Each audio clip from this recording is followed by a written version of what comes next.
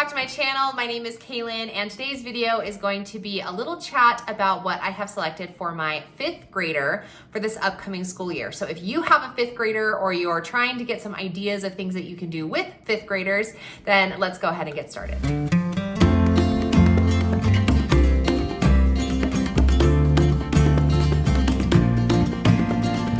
In an effort to try and capture a little bit of light, we are set up a little bit different, but here we are. And if you don't know anything about who I am, you've just landed onto this channel, I welcome you. My name is Kaylin. I am a homeschooler of 3. My oldest is in 8th grade this coming year, and then I have 5th grade, which is this video, and then I have a 3rd grader as well. So if you're interested in what we are doing kind of as a whole for our homeschool, you'll need to go back and check my family school video that I posted for this school year. And it kind of talks a little bit about some of the curriculum that I've picked and what those family school subjects or that chunk of time will look like.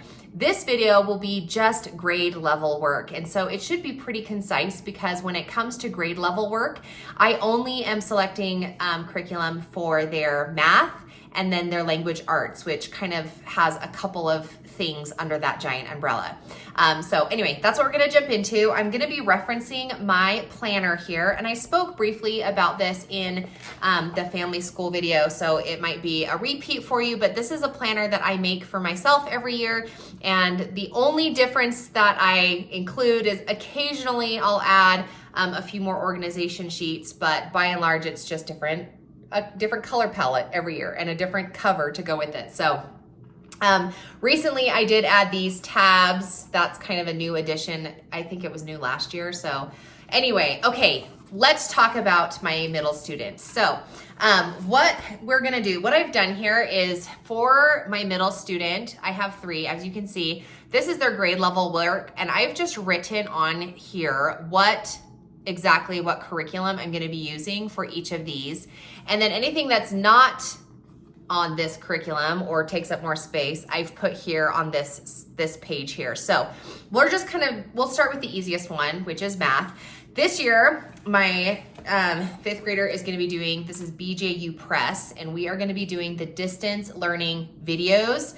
So it's kind of hands-off in the sense that I am not teaching them, but it's also kind of teacher directed in the sense that I can keep track with them and kind of help them along. We did teaching textbooks last year and the year before that. I'm pretty sure she did 2 years of teaching textbooks. I can't remember now, but anyway, let's just say that she did. Before that, we were in Horizons, and so we're just kind of shifting gears to do something a little bit different, and we'll see kind of how it goes. I feel like this is pretty straightforward. The first chunk is really review based. So just in glancing at it, I'm like, oh yeah, that'll all be pretty easy for her. But then it looks like starting in lesson 5, they're gonna start introducing negative numbers and going to the left side of the number line. That will be new. So it appears like she's gonna have maybe 3 or 4 lessons that are review, and then we're gonna jump into stuff that's really new. I attribute that because in my opinion, teaching textbooks is not as aggressive in the pace that they teach. And so, and we didn't finish. That's also part of it. So anyway, we're just gonna jump into this, and I'm hopeful that with the distance learning lessons that she'll be able to really capture what she needs to know. Okay, so that's number 1. Let's talk about language arts now. So for language arts, this has really been kind of a learning game for me, how to teach English to my kids. Obviously, if you're new and you don't know, I did teach public school for a chunk of years, and my specialty was history. And so when I shifted gears and started teaching English here at home, we have had a struggle getting through the English from the beginning. I mean, go back. You can watch those videos back in the day when I had my first. It was always a challenge to figure out what we were doing for English, if I felt like we were making any progress. I think my all-time favorite success story was when we did BJU Press level 2 for him, my oldest. And then, so that's when I feel like I kind of got a better grasp on how to teach English. Last year, I believe, was our most solid English year that we've ever had. and it was a self-built curriculum. We used some of the stuff that we're going to kind of reuse this year because it was so successful. So the model that I kind of formulated all of our English learning in was what I called book studies. They're also called literature studies, or you can call them book companions is another word for it. I think on my paid teacher shop, I call them book companions. So here's what I am doing. For the bulk of our language arts program, this is going to include both writing and reading. I'm going to be doing book studies again. What a book study is you can pick any book that you want that you're interested in. It can be a chapter book, it can be a picture book, it can be anything in between. It can be a nonfiction book if you want, anything that you want to choose. Nonfiction, yeah. For a second, my brain was like, is that what I meant to say? Anyway, you choose your book, and then in reading that book, you will pull out all kinds of things that you can learn from it in the English. So you can talk about parts of speech. You can talk about literary devices. You can talk about similes or metaphors or rhyming or homophones or onomatopoeias or all of these different figurative language and parts of speech and all of the kinds of things that you can get.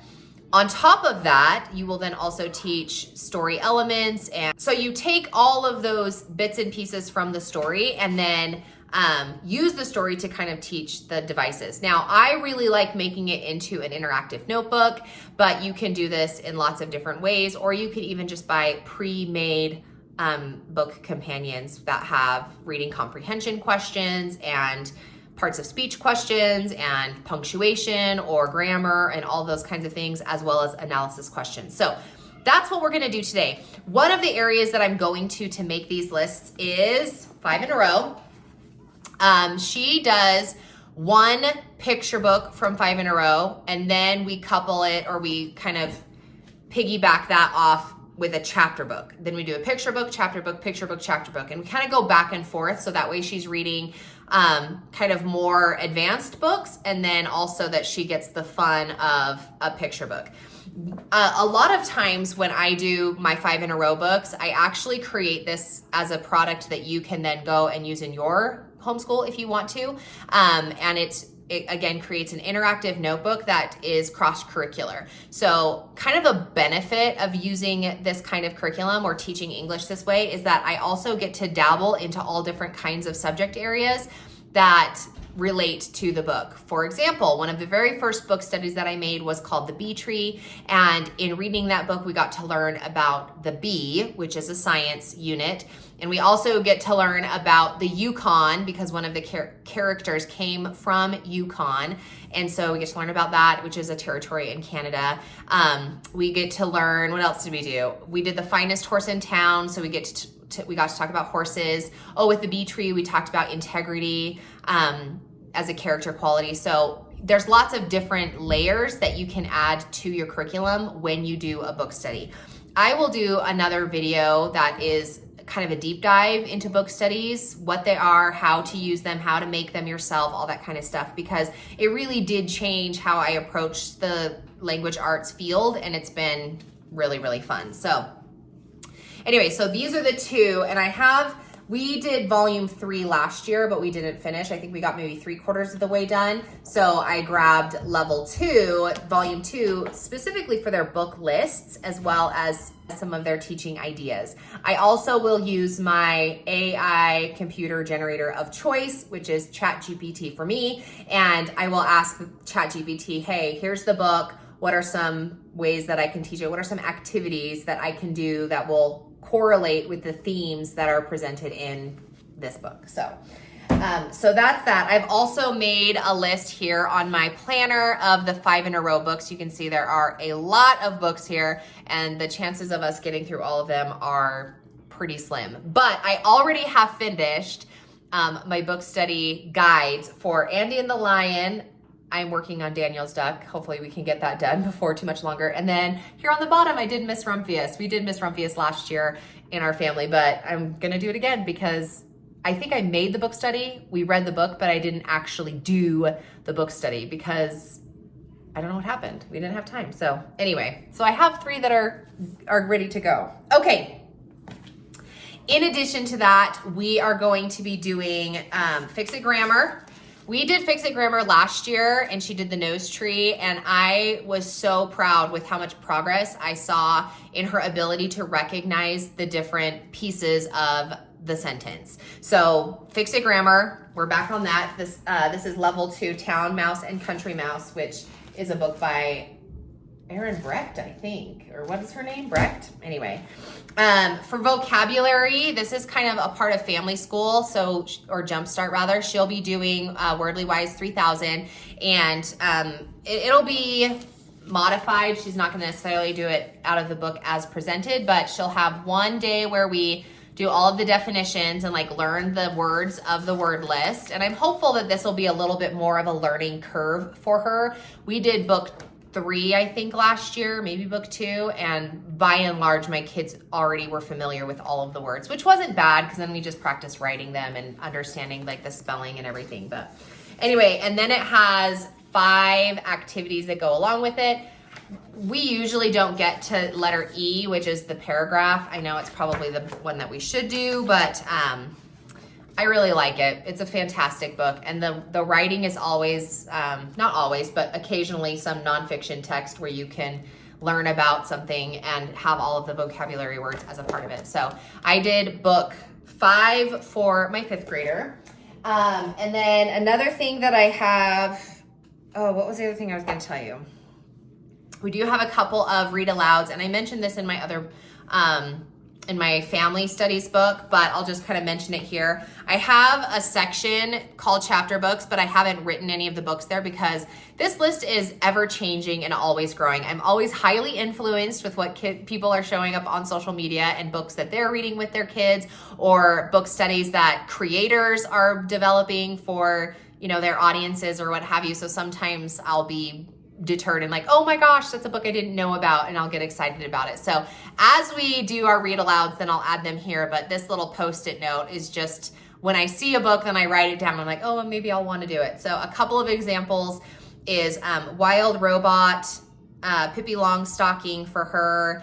I was thinking about reading Winnie the Pooh. She also has, I didn't write them on here, but I have all of the classic starts that we're going to get through this year. So she has Heidi and Little Women and, gosh, I can't remember the other ones, but anyway, so lots of fun things. And then she also is going to practice writing. So this will go along with our book studies part of our curriculum. So every time we finish a book, then I will ask ChatGPT to create a writing prompt that fits into one of these categories. So I have narrative, persuasive, descriptive, creative, informative, how-to, list making, poetry, book review, and compare contrast. If you're like, Kaylin, where did you get that list from? I wrote it into ChatGPT and I said, give me all different kinds of types of writing that kids can practice over the course of a year. So that's what I have here. And then I have 3 boxes for my 3 kids so that as they write their whatever, their paper, and then I can check it off that they got it complete. So as we finish a book, then she'll get a writing topic and we will write one of these papers based on that writing topic, in addition to other writing samples as we go through various topics. But the way that I'm going to have her start writing is by using the Barron method. And this is a program that I was introduced to at my homeschool convention, and I met him, and I was just so astounded by how he presented how to teach your kids to write.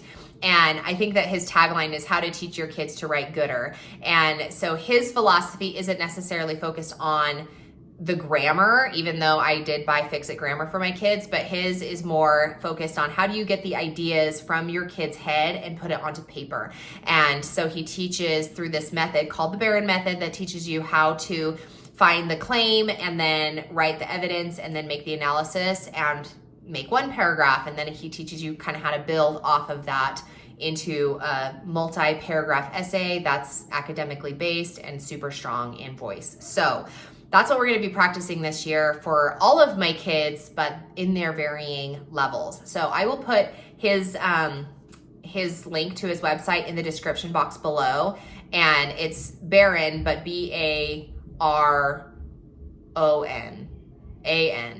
I can never remember, but it's spelled a little bit awkward, so I'll put it in the description box so that you can make sure to check that out. I would recommend it if you want to focus on writing. I knew going into this school year that writing was going to be one of the things that I wanted to focus on. So she also has her extracurricular stuff. So we still have co-op that we go to weekly, and she is highly involved in musical theater. So we put her in those classes.